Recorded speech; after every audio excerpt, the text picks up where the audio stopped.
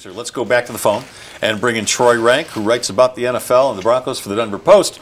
Troy, before we ask you anything about the Broncos, happy birthday, my friend. I appreciate it. Thank you, guys. How many years young are you now? What is this year? 2015? 45. 45? Wow. You got one of those baby faces, man. I would have guessed 35 or even 25. Not with a soon-to-be 17-year-old son. Wow. That would be hard. Did you grow any taller today on your birthday? I wish. I just need my youngest son to get bigger. I'm growing wider as the days progress. So well, we wished you were here because we'd have a cinnamon knot for you and birthday pizza. See, I love that. Courtesy of Papa John's. Hey, Troy, let's talk about what went on at practice today. Emmanuel Sanders comes off with a hamstring.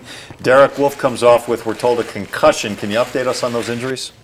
Well, Sanders happened right in front of me. He came off.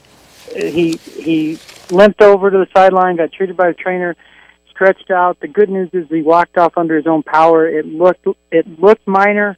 I would be surprised if he practiced tomorrow. I mean, maybe it's a couple days, but didn't go down, in clutching in pain, and just looked like maybe a spasm or it grabbed, but it didn't pull. Wolf, it's hard to tell. He walked off, and they're treating him for a concussion. We don't know yet. Obviously, given the fact that he had that seizure episode 2 years ago and has had a neck injury, it's always a concern and a concussion, but I think with him even more so. Obviously, he's not going to be eligible to play for the first 4 games, so there's no urgency to get him back on the field. But certainly anytime you deal with concussion with a guy who's had neck injuries and a seizure in his past, it's a concern. Let me ask you about something that's kind of minor to a lot of people. The Broncos signed Simone Fua, who was with the Super Bowl team. He was a backup nose tackle, he was a backup tackle. They were playing 4-3 at the time.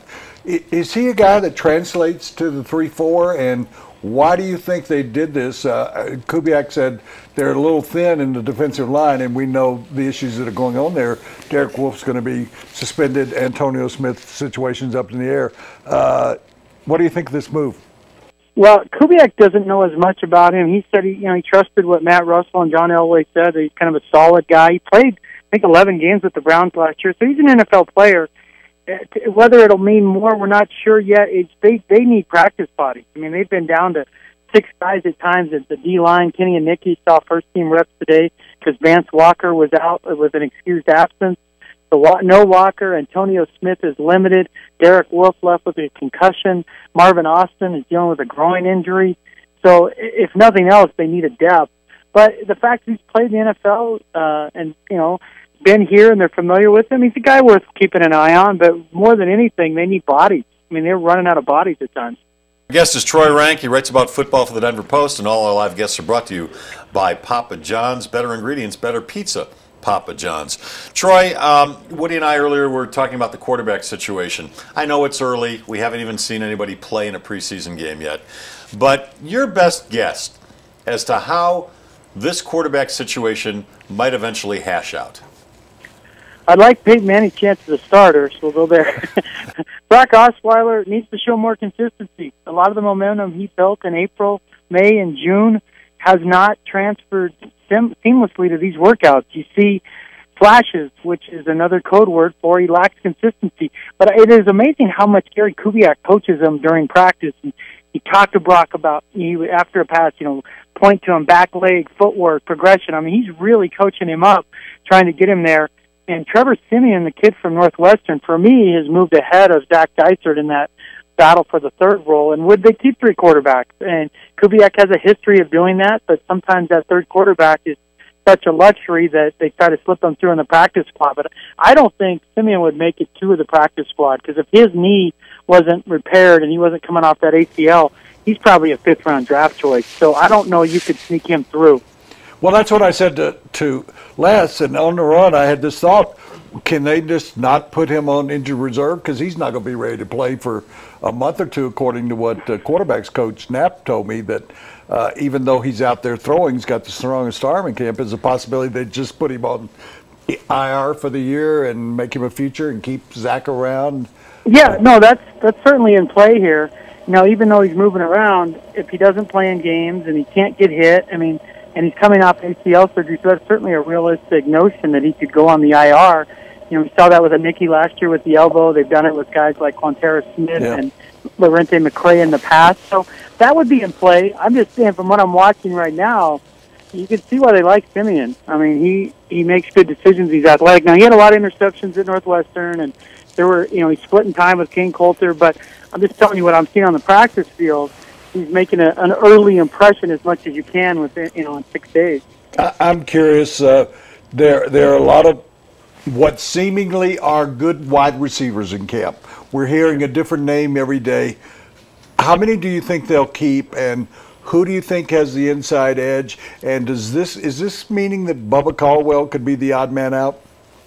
Yeah, Bubba Caldwell just does everything consistently in practice. He doesn't wow you, but he knows the plays. He's reliable. So that his reliability has been his best ability the last couple of years in making the roster. Now with a different offense and a new set of eyes on him, I would say he's probably a little more vulnerable. But 6 receivers, the 6th guy has to be the punt returner. That has to also be a receiver. Jordan Norwood and Solomon Patton, in my mind, they're going to be competing till the end for that role. Both bring similar skill sets. And the Jordan Taylor, the kid I wrote about from Rice, he's hard to cover. He's 6'5", and I'm not going with the Ed McCaffrey comparisons. That's way premature, but he's unique in that he's 6'5", runs pretty well, and could he sneak on, or is he a practice squad guy? But they have Latimer's going to be there, obviously, and if Caldwell makes it, then maybe the last spot comes down to Norwood and/or Solomon Patton. And can they go with 6? I don't know that right now, but there's definitely some kids who've made an impression. Nathan Palmer's still in the mix, a guy who had a nice catch in practice today after not finishing a couple other plays. But the wide receiver depth is not an issue right now, even with Emmanuel Sanders going out with a hammy. He's Troy Renck of the Denver Post, brought to you by Papa John's. Go to papajohns.com and order a pizza right now. papajohns.com. Hey, Troy, the Broncos are doing a lot of mixing and matching on the offensive line. Is this a case of they just can't figure out who should be starting, or they want to see everybody at different spots? They want to develop some versatility there. What's going on the offensive line? Well, I think you nailed it there. There's 2 things that work here, Les. One, when a guy does perform well, he gets more reps with the first team, and Ryan Harris has clearly moved ahead of Chris Clark at right tackle. Ryan Harris has been at right tackle 5 consecutive days, so you can't say he's just moving around. In the case of Matt Paradis, who got first team reps today at center, and Max Garcia at left guard, that is one that bears watching. Is still in the experimental. We're moving parts around to see what we've got. Gary Kubiak, I asked him, is it significant that they got moved following an off day when the coaches analyzed film? He said not to read too much into that this was kind of their plan all along. But, everyone I talked to says keep your eye on Max Garcia in terms of him becoming the starting left guard. I don't know about Paradis yet. I need to see more. But I don't think it would surprise anyone if Max Garcia is the starter. And that could prove troublesome to Ben Garland because he's not really a utility guy. Shelley Smith, the other guard, can play left and right guard. Garland is not viewed, at least as we sit here today, as utility guy. So, and it's a weird thing. Garland's kind of competing to either start or be on the roster. So he's in a very precarious situation. But definitely keep your eye on Max Garcia, left guard. Keen observation, because I have a fear. I really like Ben, and I think you're un-American if you don't like Ben Garland from the Air Force Academy and still serves in the Air Force. But I think he's in trouble because they've been trying to coach him up, and I think a point was made yesterday here that they have coached him up for 6 months, and now it's kind of like, all right, we've coached you up. And Les said this yesterday. We've coached you up as much as we can. Now it's up to you, and maybe he's not passing that test. Yeah, he tries so hard. His effort's always there, and at times he still looks a little raw at that position naturally because he's a defensive tackle. He's still relatively new to the position, even though he's 27 and has almost no pro experience. It's an odd story. It's a fascinating and a feel-good story, but with a new coaching staff in place, and as you said, Woody, they've coached him up. It almost reminds me in baseball when a guy reaches the arbitration process. You love them when they're young, and then they start making money, and then they have to produce. Now they're measured in a different way, and Garland is being measured in a way that can he start, and that's different than can you make the team. And so he's in a tough spot, but I would never count him out given how hard he works. But he's definitely in a tough spot in a battle to make the team, in my opinion, based on how well Garcia's done early. We can't get through an entire conversation with you without talking about a certain person and now a certain issue. Les and I totally disagree. He thinks that, well, you do. You think Brady's statements about Peyton Manning should have people should pay no attention to it? No, I'm not interpreting them as being critical of Peyton. Okay. Do you think that will have any effect on Peyton Manning, that he's paying any attention to that, or that it's just rolling away from Peyton, that what Brady said? And as I pointed out to Les, I thought the news item in all those text messages was him saying he was going to play 7 or 8 more years. What's your reaction to what you saw in the text and the relationship between Peyton and Brady as a result of what he said? Well, my reaction is I thought for sure you were going to ask me about Tulo, so I've got to gather myself here. Every conversation usually steers back to that. In Brady's case, I'm with Les. I didn't interpret it as a jab at Manning for this reason. I don't think anyone contends or contests the fact that Brady has moved ahead of Manning. This idea he's saying he's better. Well, I mean, objectively speaking, he is. He's won more Super Bowls. He's going to pass him in most statistical categories. I didn't take it as a jab at Manning as much as a guy who's crazy competitive and saying what most people view as correct, that he's got the best of Manning.